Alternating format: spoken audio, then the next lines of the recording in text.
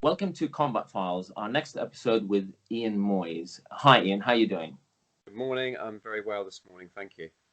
Um, do you want to introduce yourself to the listeners? Sure, I can. Ian Moyse. We know each other through a previous business relationship and live not so far apart from each other in the same area, coincidentally. I'm a EMEA sales director at a company called NatterBox, and we're a cloud telephony provider. And I also have the luxury of sitting as a non-exec on some industry bodies and companies. So I get a lot of insight from panels and different engagements I get as to good context for things like this to give a feel what's really going on and not just from my isolated view at NatterBox. Yes, and we obviously have had previous sort of contact. Just for the listeners' perspective, I did want to say this, and I haven't had a chance to say this, that we used to do business together. Ian was my service provider for the telephone system. I was a client, and I must say that Ian was an incredible help at a very, very difficult time when our business was actually sliding away. And your level of emotional intelligence and empathy towards our situation really was something that I remember very fondly, and I'm really grateful for your help for that. Thank you. I do appreciate that. Thank you. Now, let's just move on to the current situation with the COVID-19 sort of scenario and unprecedented times that we're living in. How do you maintain employee engagement working remotely in your industry and in your business? Sure. And I think that a lot of people are holding on this around technology, and we're seeing that with all the tool platforms and TV adverts as well at the moment. For us, the luxury of that piece was that was handled by our own platform and our customers, because that's the nature of what we do. We provide a phone system, as you mentioned, but that enables people to work anywhere, anytime, as though they're at their desk in the office, as everything business as usual. So that bit was sort of handled for us, and we use a lot of cloud technologies. But for me, the whole challenge that's hitting the world right now is it's back to basics: people, process, and technology. And the people is a big part of this, because what we're all having to deal with is something we haven't had to deal with as a business, as a leadership team, or as an individual ever before, which is an emotional impact that's hitting everyone in the world at the same time. We all relate to it. We don't have to describe to anyone listening to this what's going on, because we're all going through exactly the same scenario at the same time. When does that happen, right? You could argue before there'd been a recession in a country, or there'd been in a particular vertical sector a challenge, but it didn't hit everyone consistently. That's the big difference. So it's a hard one, I think, emotively on people, keeping them engaged. A lot of people, unfortunately, lost their jobs. A lot of people are furloughed. But for those who aren't, even the people who are still employed, they're not having an easy time of it. You're in a different environment. Whilst we can do things like this, and we'll talk maybe in a minute about some of the ideas and things we've done to keep employees engaged and after mental health, it's a challenging time for everyone, and everyone is going to act differently as a human being. Yeah, and let's talk about those measures that you've had to put in place. What are some of those measures that you've had to put in place to support those employees? And it's not only employees, actually, and it's also, you're doing the supporting piece. Who's supporting you? Who's supporting the SLT? Yep, absolutely good question. So let me describe how we've done it. And I think this is where the true colours of a company, their DNA and their values comes to bear. So we haven't prepared. Who had prepared for this and thought, right, here's the 10 things we're going to do should this happen?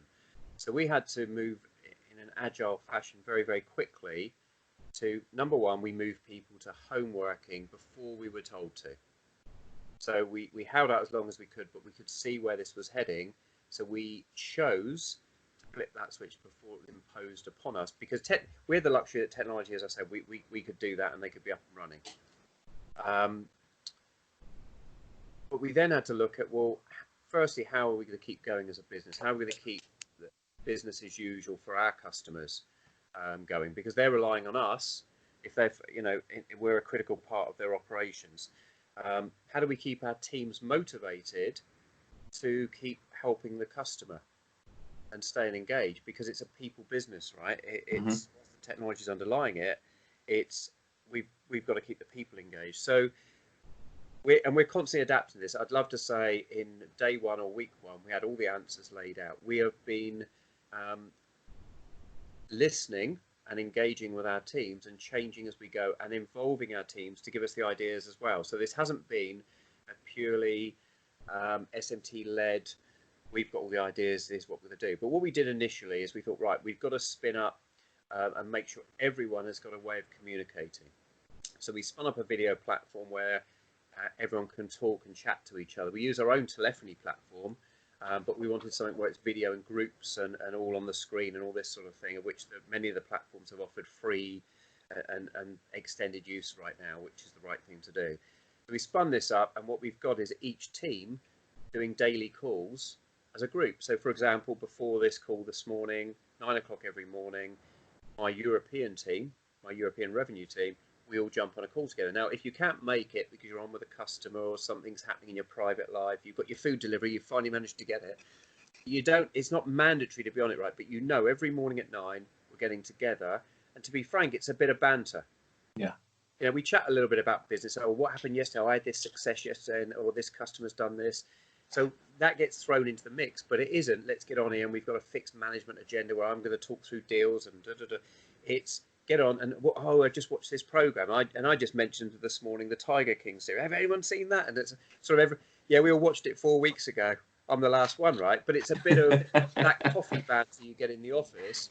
We've created it in a morning online thing. The morning come in and how are you? What did you do last night? We've created that little piece happening every morning, and it's being done by different teams around the business in the team you'd normally do it with. So we haven't forced something unnatural to happen.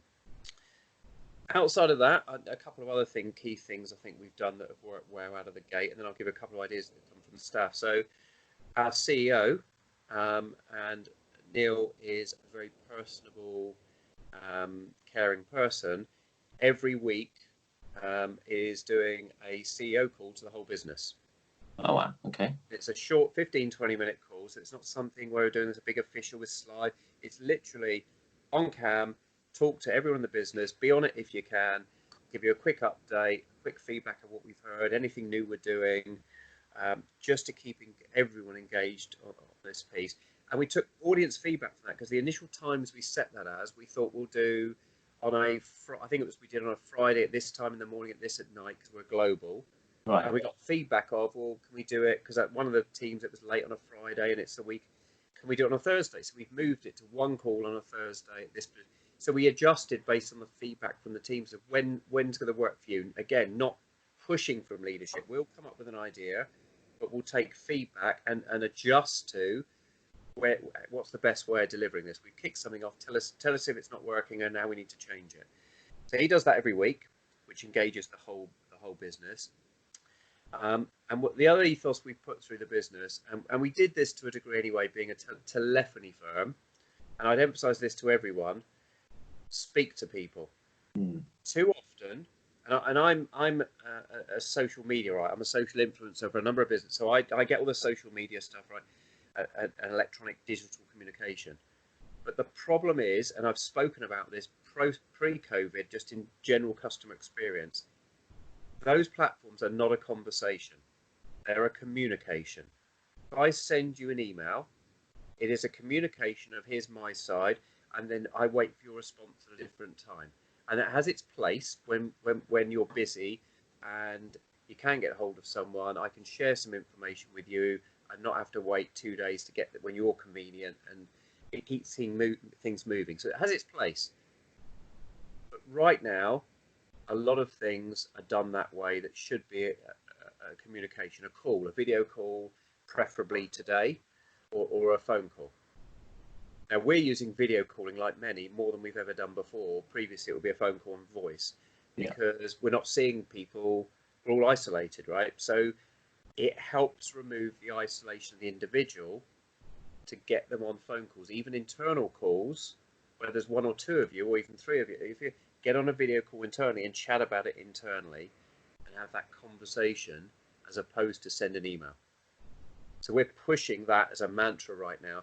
Have more communication, because it removes the isolation and it gets you more engaged. It's one step closer to meeting in person. Yeah. With what we have to deal with. Yeah. Another thing that we've put in place is, so we've got those weekly calls, we've got the daily calls for the team. Is that as we've listened to the team, and the team's come up with some ideas, and one of the things they do is they're doing some quizzes. So this evening, for example, at 6 o'clock, there is for the EMEA revenue team, there is a quiz, and the winner, whoever wins, they've decided amongst themselves, whoever wins has to host the next week's quiz and come up with all the questions. We stops them winning again, right? At least for one of them. But again, and it's a beer quiz, so they're all going to get a beer or a glass of wine and chat like this to each other. But it's trying to put back in place some of the work social side of things. Yeah. To keep a community going and keep discussion going that may otherwise be missed. You mentioned me. The other thing that's good, I think, is our HR team has stepped up, and wherever there's any indication from anyone in the business that someone might be struggling a little bit, or that they reach out. So, for example, I had a call with, I had to do a webinar earlier this week, which was on to do with the subject we're talking about, was with a guest with one of our customers. It was all brand new material. I had to do some research around the human psyche and how this is affecting people in the terms of customer experience, etc., etc. And our HR had a call with me, and they called me the next day, requested a call, which is that worrying from HR, right? And we had the call, and she wanted to explain. I was a little concerned. We talked yesterday, and you looked a bit straightened out of it, and I hadn't shaved. And I said to her, it's purely because I'm stressing over the deadline of getting this done, and I've got a lot of other deadlines with other content we're creating. Purely that, but she was concerned of, I'm calling you back to have a chat about this. And she didn't know the webinar was going on. Oh, okay. So we've got HR reaching out even to the SMT team. Yeah. With duty of care, with how are you? How are you doing in this? Is there anything we can do for you? And let me touch base. And she took the trouble to call out again to check in with me to see if and ask the question. So I think it's about having that diligence across the business and engaging and not mandating these things happen, but facilitating and supporting engagement to happen across the business, and helping your team as well be as business as usual as is possible, depending on what your business and vertical market is. Right? Because the more you give them the norm, the more comfortable they're going to be. People are worried about their jobs, and people. I've heard people say, "It'd be great. I'll be sat at home doing nothing." That isn't good for anyone, right? That isn't good for someone who's been in work. They're off sick. Often they get stir crazy after 2 or 3 weeks being ill. How many times have you heard, "Oh, I'm really keen to get back to work"?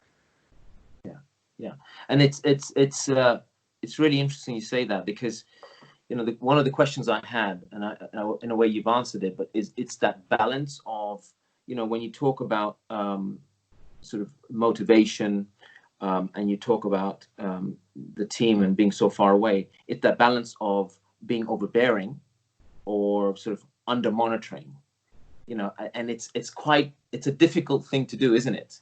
Yeah, and I think it's about, I think you could programmatically do this too easily and overstep the mark, as in make it look like we're trying to do the right thing, therefore look at how we're behaving, which is why I started from, this is where you show the true values and DNA of your company and your leadership. Yeah. Is you don't want to go out there and go, you guys should be doing a quiz every Thursday at this time. Yeah. Well, why should we? As opposed to a different approach could be, what ideas have you guys got about how we can engage? Now they came up with that. We didn't even suggest it. They've come up with things themselves. We've had it where we're on these webcam things where you've got 10 people on it, and something started for the first week. After a couple of weeks, and it's died off now, where you'd be on it and you'd see Spider-Man there, Iron Man there, someone with a mask there, and it became a game of who's coming with a fancy dress. we then had the next week, it was people had their dog, their cat, so they're trying to stimulate and be different and create some fun with it. Are we going to do something where, what's your pet skill? Everyone's got to come with a party trick or something one week. Yeah. No, but we're talking what TV programs have you watched? What do you recommend? It's about getting human engaged. So it's an interesting time, right, where it's become more key. There's more conversations going on than there were pre-COVID. That's the weird thing. Verizon just reported they're seeing 800 million calls a day going on, which normally they only see on New Year's Day and Mother's Day. They're seeing it every single day. So more people are having more conversations on online and telephony platforms than they've ever done before. Who thought? Yeah. So people don't want to be isolated. They don't. Yeah. And one of the interesting things, and I was thinking about this as I was sort of sorting out the questions yesterday. If you look at the furlough and the scheme that the government's, it's welcome for a lot of business, the furlough scheme, but that also potentially can have a negative impact on teams, on individuals, because the business may hold some of the staff, the others may be furloughed, they may not come back. That's that uncertainty that sort of causes anxiety and pressure. Did you guys have to deal with that sort of emotion? Well, we haven't furloughed any staff. We're lucky enough to be in the position where the nature of our business continues because of what we do. Okay.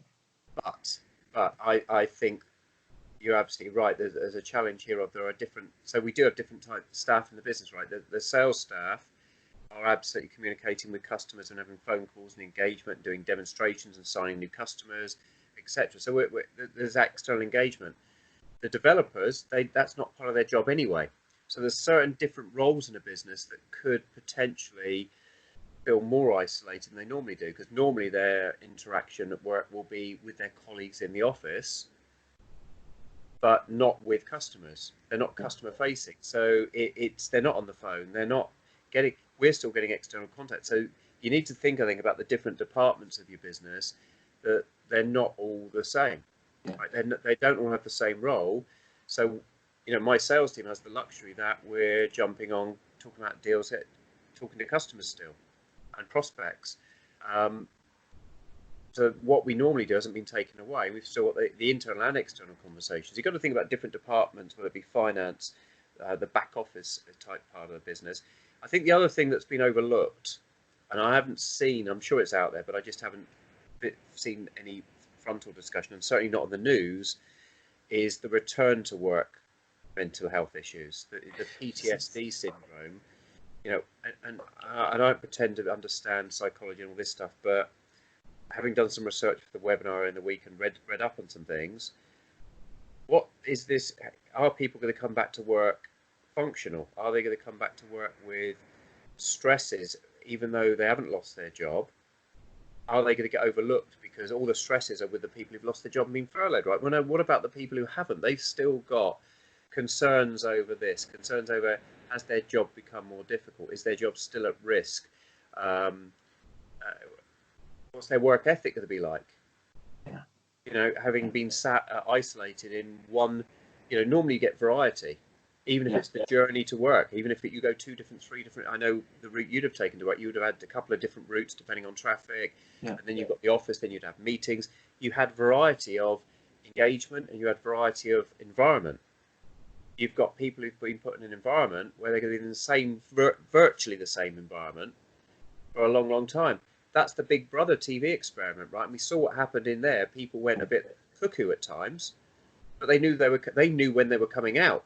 They had a definitive date, and they didn't have the threat of illness and the worry and the deaths and all the other stuff going on. And yet, look at what it did to the psychology of some of the people in that TV experiment. We're all living right now unwillingly in a psychological experiment that's never been done before. Yeah, absolutely, and I completely agree with you.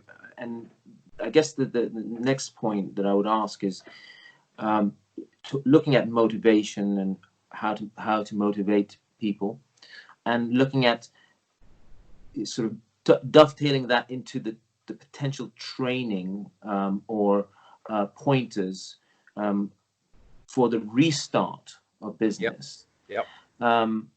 Because that's really a key point to discuss. Has your business thought about that at all? Yeah, so we're having discussions. It's not like we're going back to work next week, right? But we don't know when. Sure.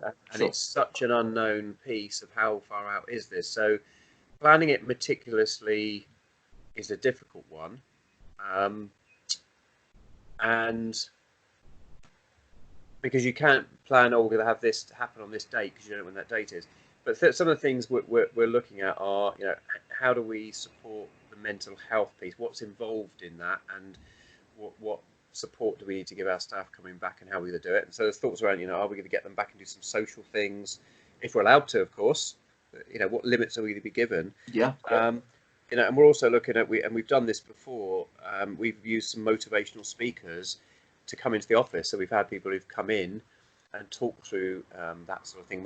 Funny enough, we had that conversation on one of the calls. We've had the team call we had this morning around what speakers we've used before and engaged with, and we've supported some of them, disabled people who've done disabled Olympics and this sort of thing, where we sponsored them and had them come and speak to the teams about overcoming challenges in your life, emotive challenges and struggles and things that have happened. So we're thinking about things such as this, of what can we do to engage them even during this period. So maybe we don't wait till we get back, we start putting some programs in place now at this point. And it's important to do that, right? Because you've got to have a business to come back to. Yeah. And you've got to have staff to support that business. And you can't afford to come back and have 20% of your staff now off ill through mental health challenges, or they something's happened, they don't feel comfortable coming to the office, or it's thrown them out in some way. I think this should highlight the hardest, the hidden threat. We've seen this recently, mental health being spoken about. But what impacts this could have? Is this going to raise it to the forefront and have more people willing to talk about it, of mental challenges around this stuff? Right? I've got a little bit stir crazy being at home. I've got 2 small children. My wife's a firefighter locally where we are, and I just heard her alarm go off. So if I have children come in while we're doing this, I apologise. But it's no problem. Now living, right? Yeah. I've just heard her fire alarm go off, so she's off to the rush to the fire station right now. Okay. So you've got those extra and everyone's got different pressures, right? Whether it's getting food, whether it's childcare, or they've got elderly relatives who are ill or in care homes. There's all these external stresses that normally are there, but at a decreased level. Everything has been heightened now, and we're getting more stressful. And the longer it goes on, and the more worry we see on TV about deaths, the more people don't deal well with the unknown. Right? We've got mass illness and deaths. We've got total unknown and unrest. We've got food shortages. People don't deal well with being hungry. That as an emotive, psychological stress, and we've seen that in countries, right? Where you end up with civil unrest because people aren't. It's the nature of human psyche, and we're experiencing all of those to smaller degrees that some third world countries have had for years, to a much greater pressure and degree. But they've become culturally used to, not that it's acceptable, they know what they're dealing with. Yeah. So those countries with this, I saw something about TV about Africa and South Africa is dealing with this probably a lot better than we are, because they're used to epidemics and pandemics and disease and food issues. Yeah, absolutely. And I think one of the things that comes to mind is on the point of restarting, and you talk about the support that businesses need to give.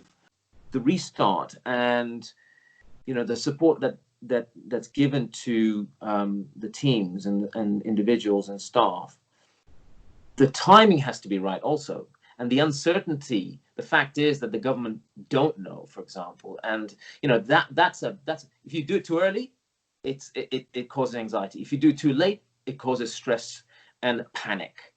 It's really tough, isn't it? Yeah, and are we going to see how many birthdays are we going to go through while this goes on? Are we going to get to Christmas? We're all celebrating Christmas remotely. Yeah. Yeah, You know, absolutely. but that's something we're doing to, you know, there's another thing I hadn't thought of what we're doing. You know, we've had a couple of birthdays during this, and people have done the virtual birthday cake, happy birthday over this to team members, etc. Whereas normally you'd bring the cake in the office. So it's just about trying to keep as much normality. You know, we're calling it business as unusual. Okay, that's nice. Just want to really move on to we've talked about the staff and the motivation and that piece. We'll come back and touch back onto it a little later. I Sure. wanted to talk about the challenges to the organization, and you know we all know what's happening, so we Yeah. don't have to repeat that. How do you think things are going to be played out? Future landscape, Yeah. I wish. crystal ball time. Do I have the right answer for this? Because if I did, this is a gold mine, right? Um, I think it's just this is developing by the day. You know, we've just seen British Airways, I think, announced yesterday 12,000 job losses. Yeah. Um, there's certain areas, right, where you can predict logic. You know, event management, travel, where it's logical. What can you do? You can't. How many people are actually booking travel right now, and how far out? Because you don't know when it stops. So when can they take a booking for? Because you don't. It's a catch-22. So whilst they may want to operate as usual and take future business, the customers aren't engaging in that way. Whereas if you go to the food area, people still need to eat. So a lot of restaurants and pubs have cleverly changed and gone, right, well, we can still cook food, we can still produce food and operate under certain rules. So let's change our model. And, you know, and the food deliveries now, you know, the Uber Eats, the Hungry Horse, the Just Eat are all busy, and they've employed more drivers. Amazon is busy, and there's more delivery drivers. So some businesses are adjusting, some businesses are thriving during this period because of the nature of what they do. So it's not one answer fits all, I think, based on who the company is or vertical. And it's, can you adjust in your business? And how do you adjust? How do you pivot to do what you can do? We've seen some alcoholic firms manufacturing now hand sanitizer. We've seen other firms manufacturing face masks, totally pivoting their business into something different because they've got the machinery, but they can't produce the product they produce today or at the volume they would normally need to produce.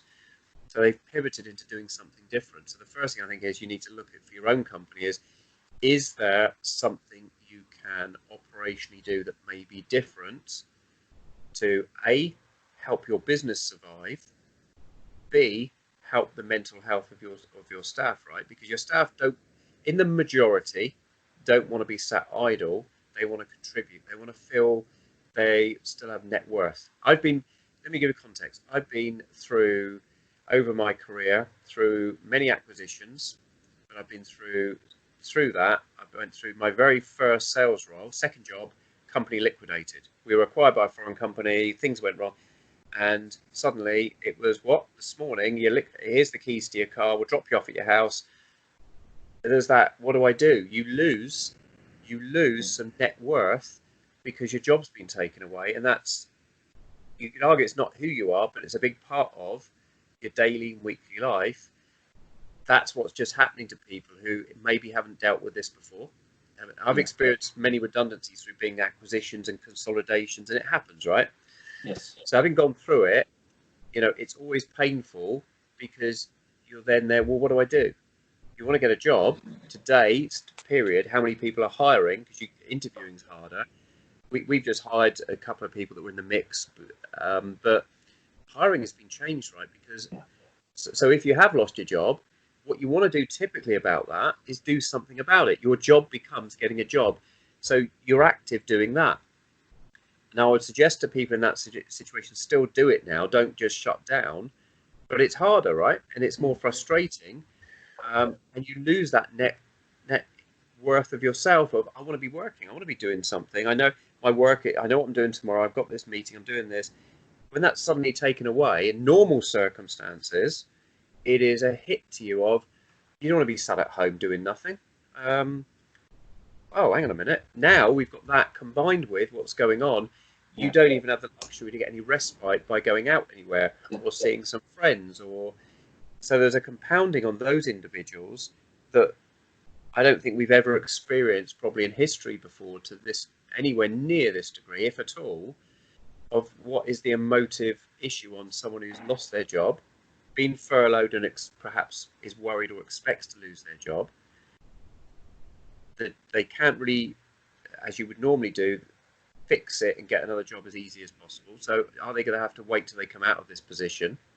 There'll be less jobs around, as we all hear, while the economy fights to recover. So everything that would normally be a problem on them is exhilarated and accelerated and much worse.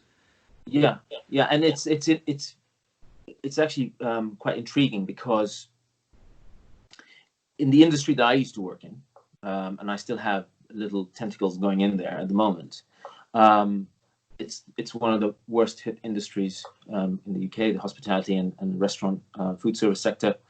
And the question, or we were talking about this last night, in fact, is that when we restart and you talk about the landscape, as a supplier that has to give 60-day credit limits, do you give that credit limit? You have a relationship with your existing customer base. You hopefully you want to go back to them and sell to them. Yeah. But then it's a chicken and egg situation, isn't it? They don't have the cash or the revenue to pay you. What comes first? It's so tough, isn't it? Yep. And the supply chain, it's interesting, I spoke about that on the webinar earlier this week, is it doesn't matter if you're okay in the mix, it's the up and downward supply chain as well.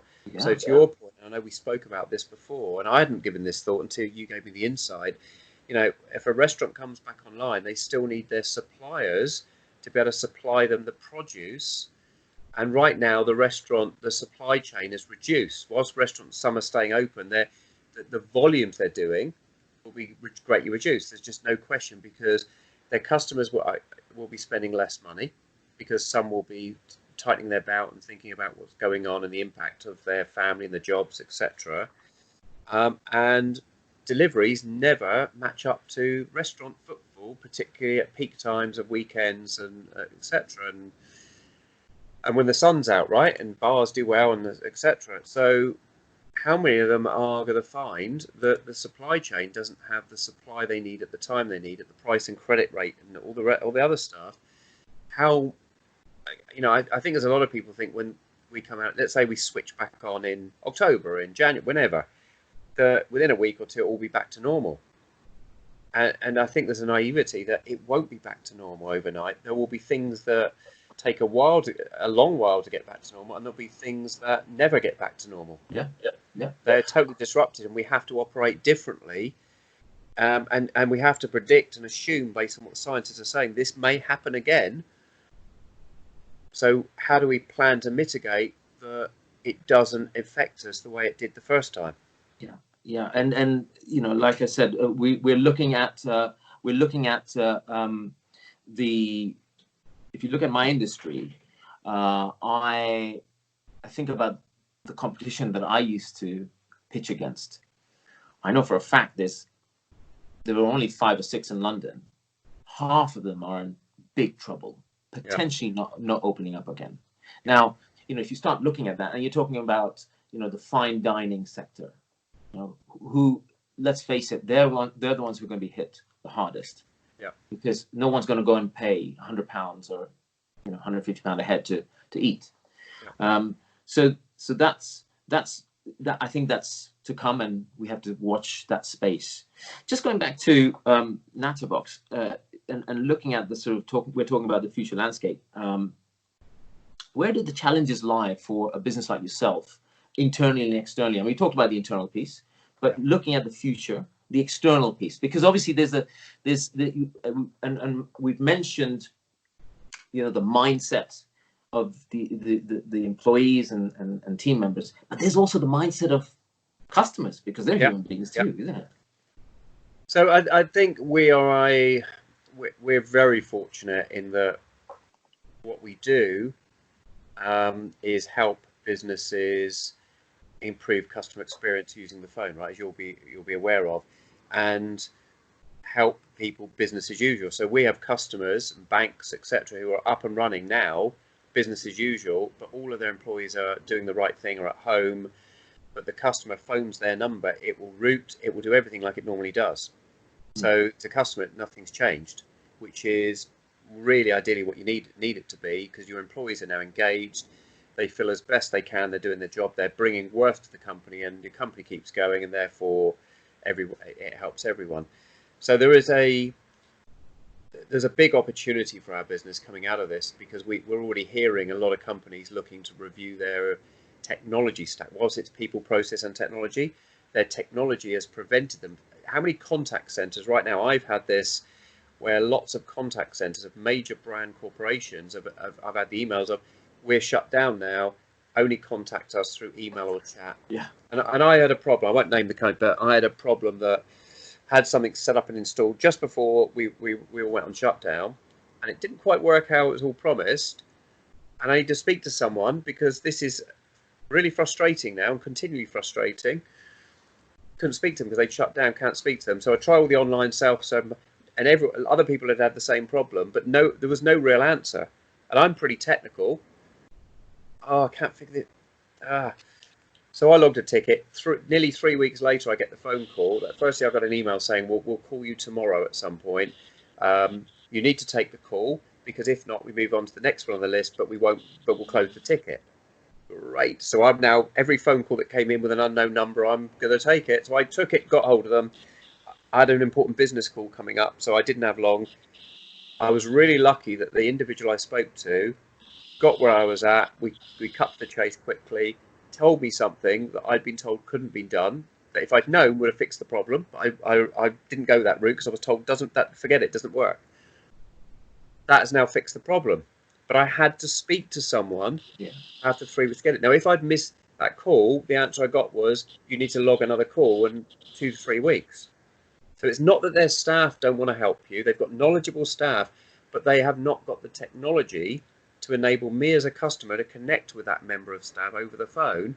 They've had to route it all through electronic means, and then queue calls up to people who are on the skeleton staff. And the individual said to me, no, we are so backlogged. And I've said this, when we come out of this, companies are going to be backlogged even further. It's not going to be you can go back to business day one. How much backlog have you got to catch up with what you lost? Yeah. Right. Yeah. So for us, there's an opportunity, because we think a lot of companies are going to review, this cannot happen again. If this happens again, we need to be up and running and have our employees working at home, fully operational, because the brand reputation, this is the interesting psychology thing I think I spoke about on this session on Tuesday. When I looked into this and I spoke to a few people, because I thought, is it just me? I was getting annoyed at this company, right? I was thinking, well, this can't be right. How can I be frustrated? Basically, I know what's going on. Yeah. We're all in the same boat. It's not the staff's fault. But surely by now, we're weeks into this, there's no fix. There's no fix in place where they can help me as a customer. So imagine now, your internet went down, or anyone listening to this, your internet went down. I bet anything you want to phone someone pretty quick, because the internet is more important to you right now as a service than it's ever been before. And you'd want to phone someone and deal with it. What if you go on, you can't phone us, you need to log a ticket, and we'll get back to you in 2 weeks. But you're going to be totally patient because you know what's going on, right? You're not. The human psyche is, we are struggling to get food and drink and all what's going on. We've got the worry of this. So yes, you'll go through a shock motion. You'll go through phases of acceptance, phases of disappointment, phases of hope, phases of anger. That's the way the human psyche works, right? So there'll be times when people, and there's already online customers, lots of people posting complaints about companies, angry at them. But you could argue, but it's COVID. Sure, you have to accept it. But not every company has gone offline. Lots of businesses are still available to you, And I've reached out to a few businesses, and they said, "Well, no, we're not able to produce the products right now." But they've responded quick, and they're engaging and telling me how to do it. Yeah, it's really interesting, because I think I just heard you say a little while ago that your pipeline. So your pipeline's still live then. It is, but has it been affected? Yes, it has, right? And I'm not stupid enough or naive enough to position that hasn't. We've had because we have customers who are in businesses who are in sectors or prospects where they're in a sector that's been affected. So are they going to continue and just go ahead and go, no? So we have prospects who are in challenged industry sectors where they're letting staff go. So they're going to have to reduce the need for the discussion we were having anyway. And many of them have said, well, this project we have to defer this now. We're not going to do this in 2 or 3 months. We're going to look at it, review it at the end of the year. Yeah. And that's sorry, go ahead. I was going to say a spin on that, though, is we've had other businesses accelerate their decisions based on they now need to do this quicker than ever before. And other new customers come to the table saying, we've been let down. Our current solution doesn't do this. We need to be online because we're in a sector that is being needed. But we do need to be online for customers, and we can do business if they can speak to us. Can you help us get back on speaking to customers? So we've seen a little bit of a flip of some stuff's been affected and gone away, and new stuff's come back. But has it been affected? Yes. Are we expecting to produce results exactly where we were? No, but we're in a strong position, and a great thing for us based on the sector when our investors just put more cash into the business as this was happening, in confidence of we're in what we offer to customers as the right value. So we're thankful and appreciative that we're in the business we're in, but we're also engaging with a lot of businesses and our existing customers who are in distress, and we're working with them in partnership to try and figure out how can we support as one of their key suppliers. As you kindly said at the beginning, thank you for that. We worked with you when we weren't in this situation. You had written down on social media, I picked this up on Mesh 3.0, Sure. where 36 experts shared their sort of best practices to fight COVID. Yeah. And you used a very interesting sort of phrase. Social distancing shouldn't mean customer distancing. Yeah. Do you want to elaborate on that? Yeah, and that was the theme, funny enough, what I did talk about earlier this week. And it struck us when we were talking about this and putting together what we were talking about on that webinar. And we just had this epiphany of that related object, right? Social distancing, means physicality. That's all. It's a disease, right? It's physicality. It shouldn't, and what we mean by it shouldn't be customer distancing. People are pushing their customers away by the way that you've reacted.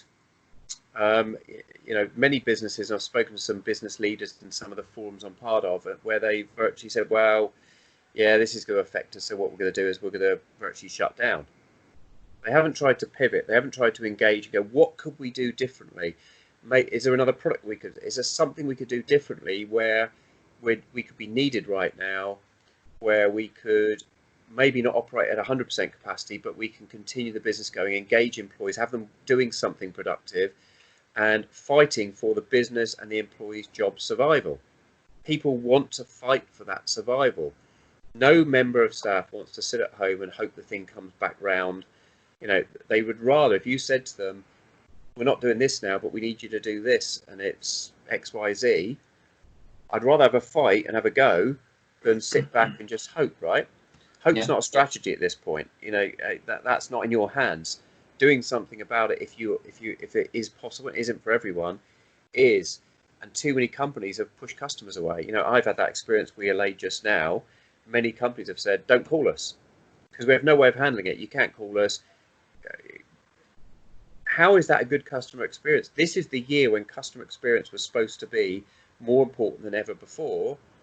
And yes, we've hit a challenge, but this is where if you can find a way to still engage and look after your customer for what the customer wants right now. It's not about what you want.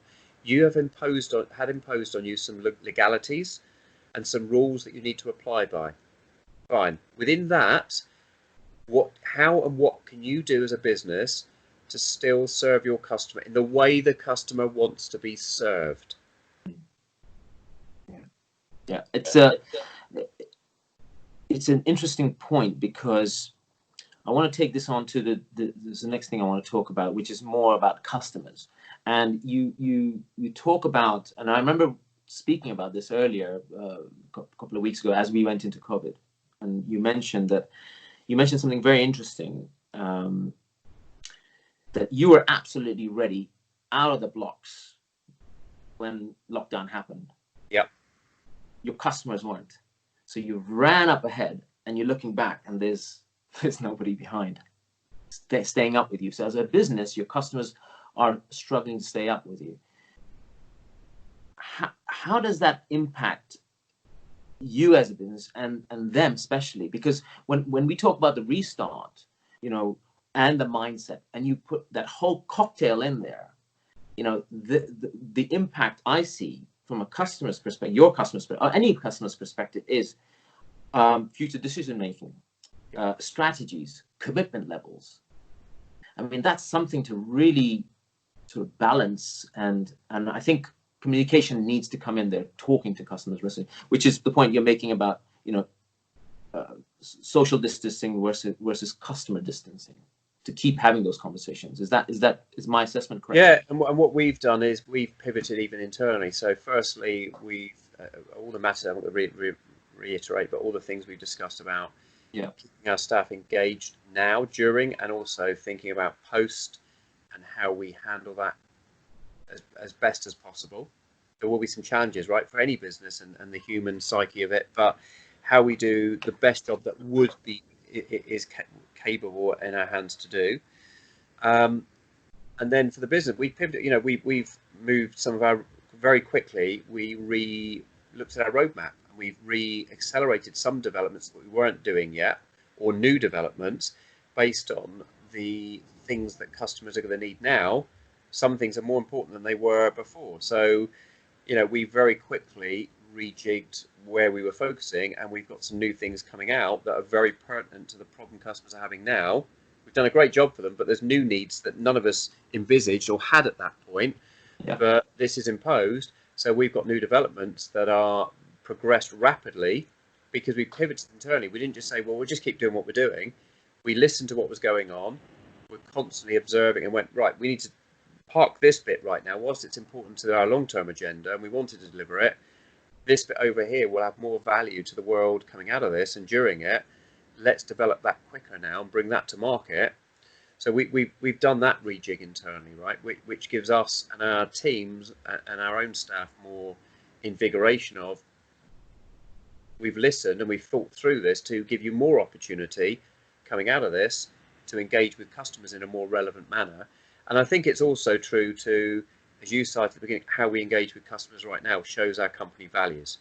How, you know, we are talking to all our existing customers of their challenges and trying to understand the challenges in their business, their sector, what they're doing about this, and how we work with them as a partner. And also our prospective customers that are engaged of what's changing and how do we work with you to support you during that. And some businesses are delayed, some may go away forever, unfortunately, and other new ones are in discussion with us. So I think it's about being agile enough to stay engaged and fight your corner. You know, as an individual and as a business, everything you possibly can. And it's for us, it's easier than for many, right? And we understand that because we're in a particular sector. You know, if you look at the Skype, the Teams, the Zoom, the Google Hangouts of this world, they've all seen, and all the stats are there, all their adoption rates have gone skyrocketed. What they don't know, we don't know, is how much of that will continue as paid customers after they come out of this, or will it dwindle off, and will we go back? How much will we go back to the old way of engagement and world, or will people think this is going to happen again? You know, will people change the work habit, their work ethic? Are they going to allow people to work from home more in the future? Are we going to see some companies close their office and say, actually, we can work this way and save a ton of money, and we'll meet once a month at this hotel venue or whatever? I don't know. None of us really know, but it is certainly going to change the mindset of people to how business can be done. Yeah, and you know, something I posted a couple of days ago on social media, with chaos comes clarity. And it depends on the mindset, obviously, but and creativity, I'd argue. And creativity, absolutely. I want to move away from sort of the customers and the staff and that side, and talk about Ian the man a little bit. I just want to touch on it because you know, I've had dealings with you and on a professional level, and we've talked outside of that sort of sphere, also that circle. And what comes across to me is a confident, articulate, reliable, experienced individual, professional all the way through and through. Does anything faze you?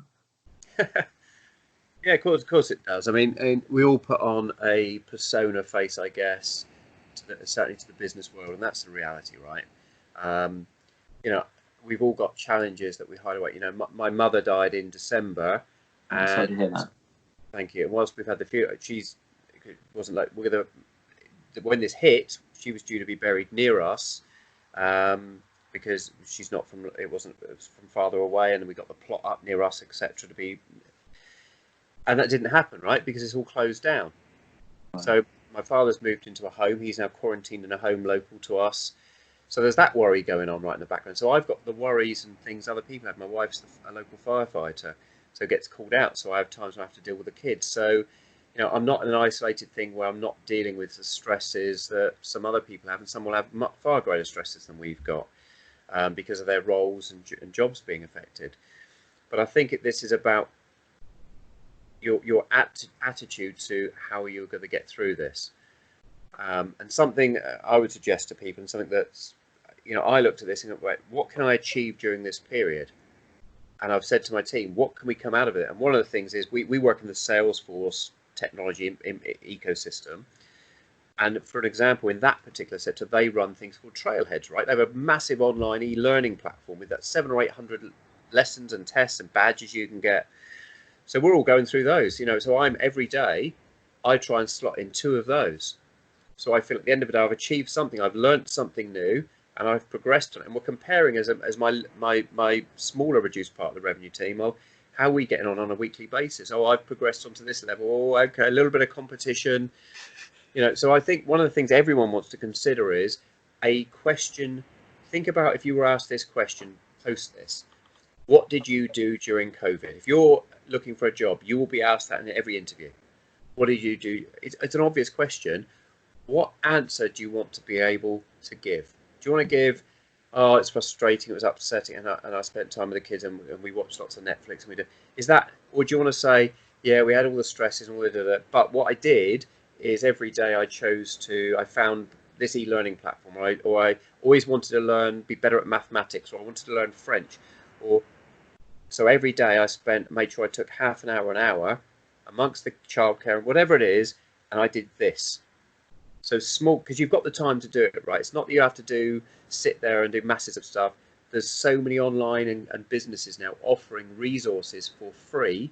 Everyone's doing the exercise classes, right? There's so many of them in yoga, and right, great. But why could you not do something? Pick something you're interested in. So I won't show you what I've got here, but I like doing magic, right?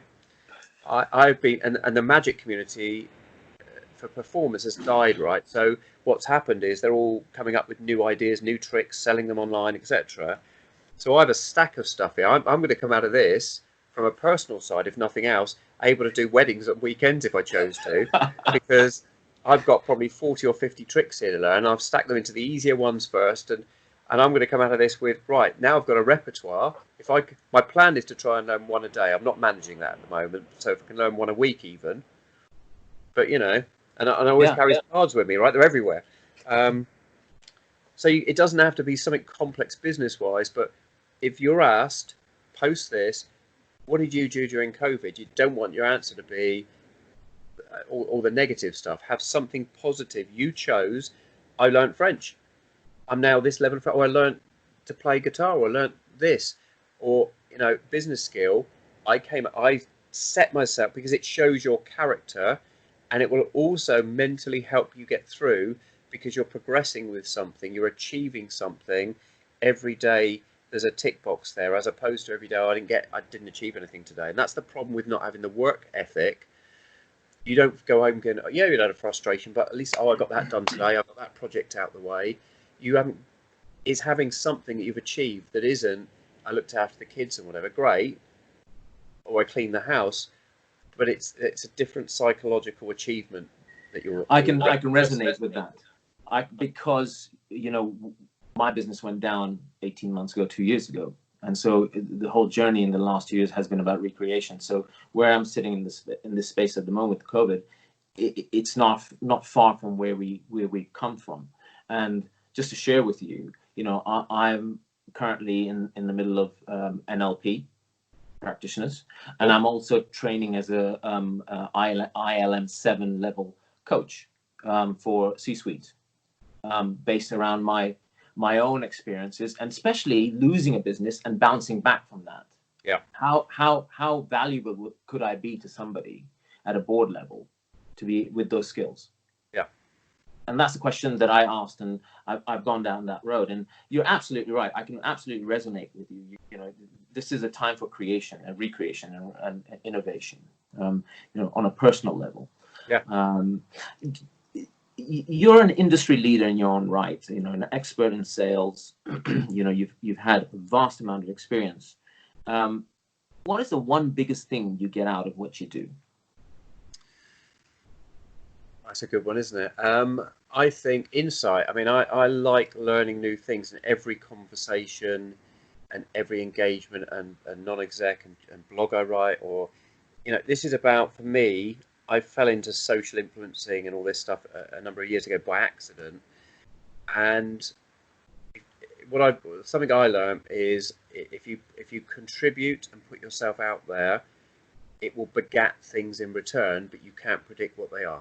Right? So I'll write a blog and I'll have someone reach out from another country, say, actually, do you do guest blogs for people? Could you do something for us? Could you speak at this event? Could you do this? Or I'll have someone reach out. I've had a few things I've done in the past couple of weeks where people have reached out and said, I'd love to connect with you. I've seen your content for a bit and I just saw what you did there. I'd love to be a connection. Right?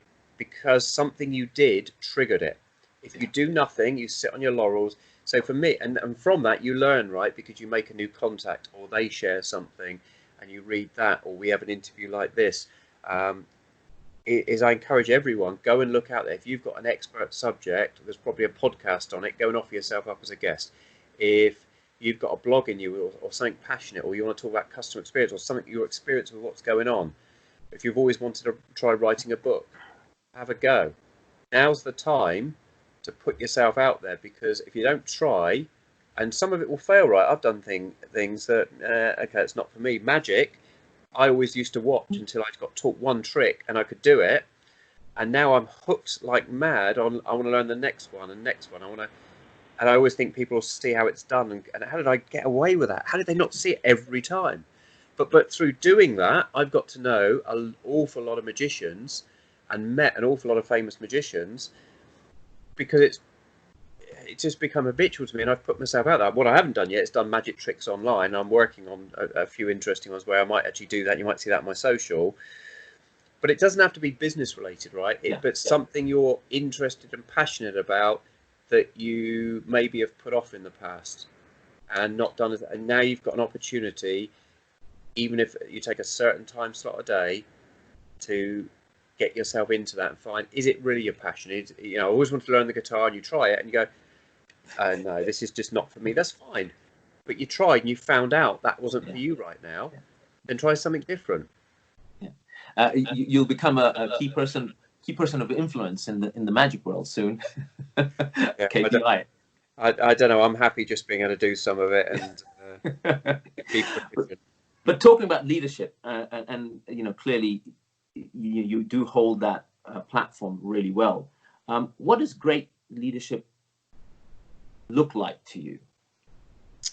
Yeah, so I think there's a lot of theories, and a lot of people take leadership and they get that role, and it's about telling people what to do, right? Which it's not. It's about, especially in these times, also. Yeah, I think leadership is about facilitating the success of other individuals in a team. So for me, I always, when I recruit, particularly in the sales arena, is their success is my success. If you're not successful, I'm not going to be successful. So my job is to help mentor you, to help learn from you.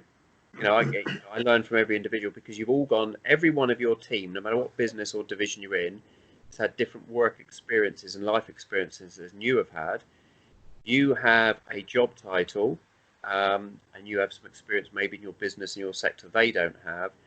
But it's about, you have the role of ownership, of leadership of the team, and making the final decision and making the team successful in what its goals are to do.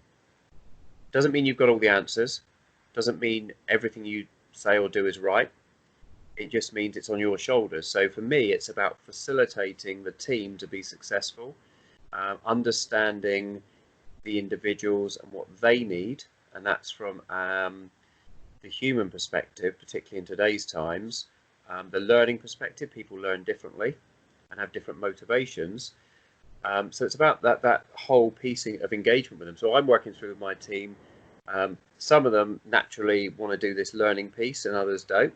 So some need a bit more of a nudge on that than others, and on something else, others take the lead. It's about using the skill sets of the team and empowering them. So my job is to remove obstacles. You know, what's stopping you being successful? How do I get you to earn more? And how do I get? So I always look at. There's a blog on this that I haven't written yet, but I'll talk about it. But very simply, my mantra is earning, yearning, and learning. Okay, are you earning what you want to earn? And if not, what is it, and how do I get you there? Are you heading in the direction you want to be if you're not earning it today?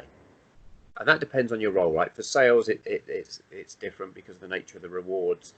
But any role, where are you today? Where do you aspire to be? Are you heading towards it in what we're doing for you and supporting you? Right. Are you learning? And that might be a particular new skill, a certification, as you described, or it might just be you're just learning by experience that you're handling things better because you're getting mentoring and the environment we're putting you in, and now I'm helping you and I'm on joint calls with you, or I'm meeting, whatever it be. And are you yearning is simply, do you enjoy your work more than the frustrations? There's frustrations in every job, right? And you'll come to work and have a bad day, or something won't go right, or you don't like that person and they rubbed you up the wrong way, whatever it is. But my person is with each individual, and they know this because I'll sit down with them and go, let's have a quick chat about it. It's not a yearly appraisal. It's let's have a quick coffee. Earning, yearning, learning. Let's talk about it. Where are you on this? Where are you on this? Where are you on this? And it's a simple mantra of, if you're more positive in all three than negative, there's less chance you're going to go and look for another job. Yeah. If one of those three pillars is at fail for you, so you might say, oh no, I'm really happy with the money, and I'm learning lots of stuff, but I'm unhappy at work, there's a risk.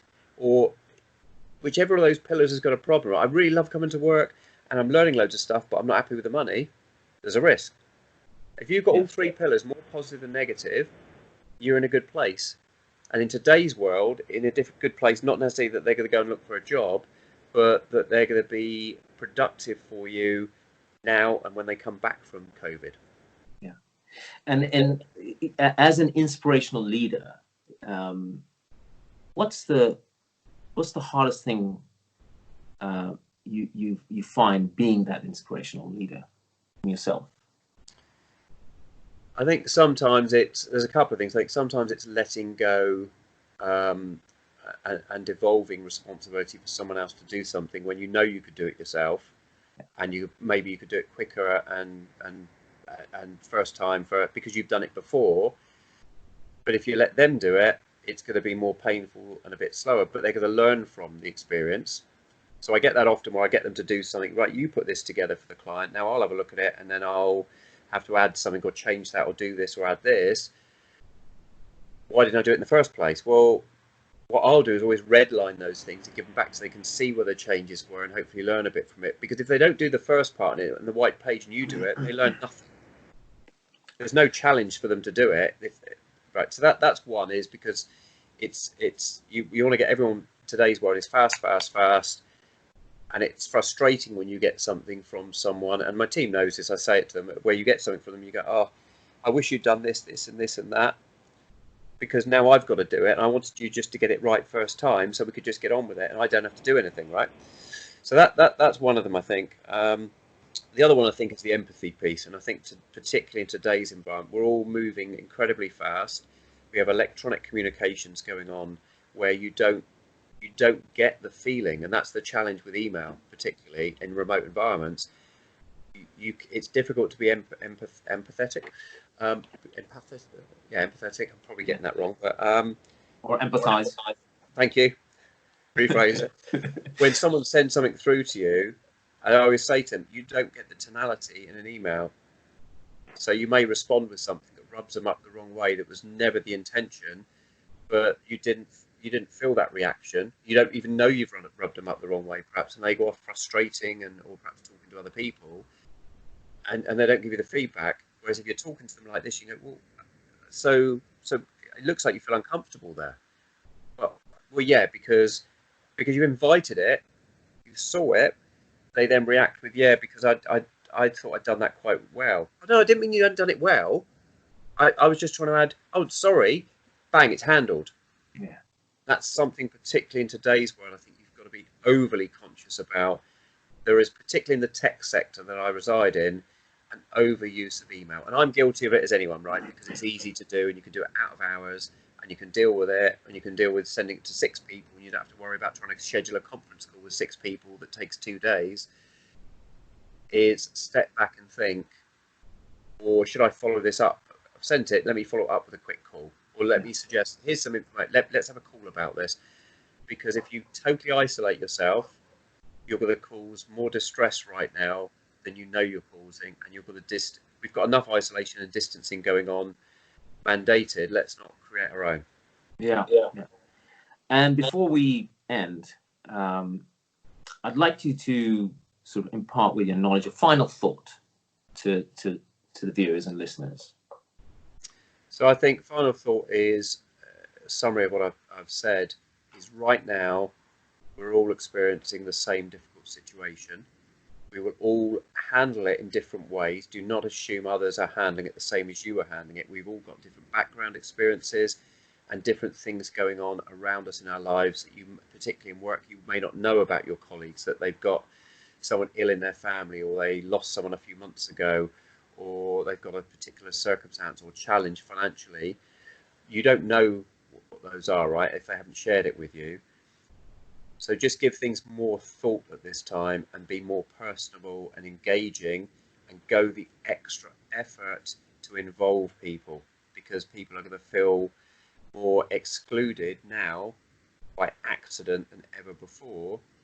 And even if you're not particularly fully operational, you still need to come back to a business, and you need your people to come back to the business with all guns blazing and fighting for business. You don't want them coming back disillusioned, happy they've got a job, but don't really want to be here now. No, they didn't look after me during this period. This is where you show your true colours and your true ethos as an individual in a business. Let them shine rather than fade.